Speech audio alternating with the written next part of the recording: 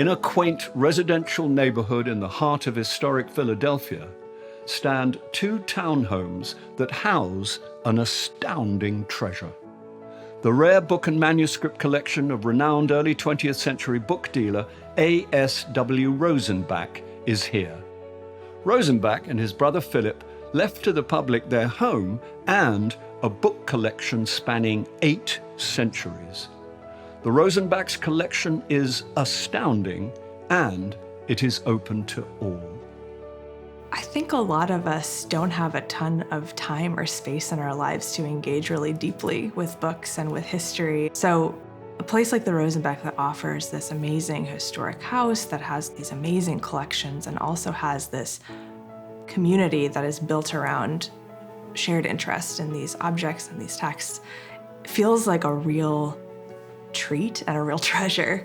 To put your hands on one of these editions, to actually touch a leather-bound book that was touched by somebody in the time in which it was printed is a sort of visceral and extraordinary experience. It's why places like the Rosenbach are so essential.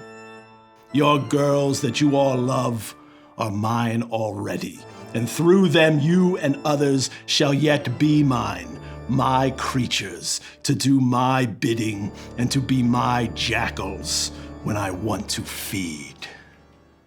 Dracula by Bram Stoker. To see some of the manuscript notes for Dracula, for somebody who, studied Victorian literature and absolutely loves that novel, it was such a treat.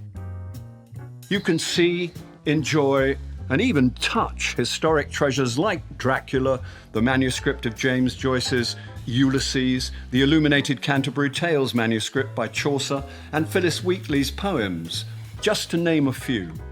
Here, the physical touch of historic materials is transformative, even transcendental. It's not simply sort of academic interest, it's a human interest, because fingerprints, 200-year-old fingerprints, have been on that very book. And that's why those places are sort of magic kingdoms for us who love old books. There is no greater way to be in touch with a writer, first, than seeing the first edition of the book, and second, what's the glory of the Rosenbach, by seeing the manuscripts.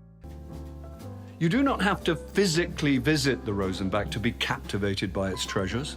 There are numerous ways for people from all over the world to enjoy this collection and the community that has grown up around it. Indeed, virtual Rosenbach reading courses are offered every season on literary and historical topics. My name is Wesley Stace, and today I'll be reading from chapter 14 of Ulysses, Oxen of the Sun. Taught by university professors and leaders in their fields, courses are the best way to delve into a particular book or author with expert instruction and an intimate community of people to read alongside.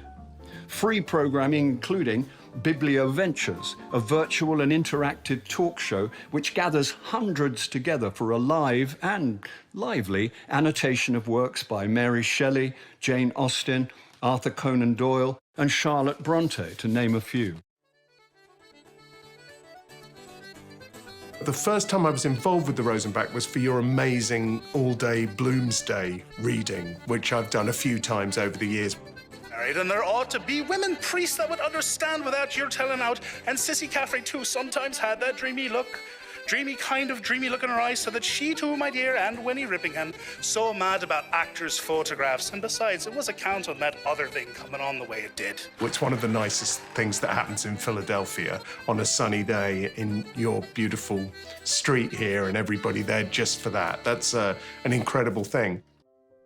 The Rosenbach collection is broad enough and deep enough to appeal to anyone who has an interest in literature, history, the art of the written word, and the beauty of the book as an art object. But the Rosenbach is also a gathering place and a forum for the most contemporary dialogue, where people can learn about and critically engage with the stories and artifacts of history, enjoy and be inspired by the art of the written word, and cultivate an awareness and understanding of the world and of our shared humanity.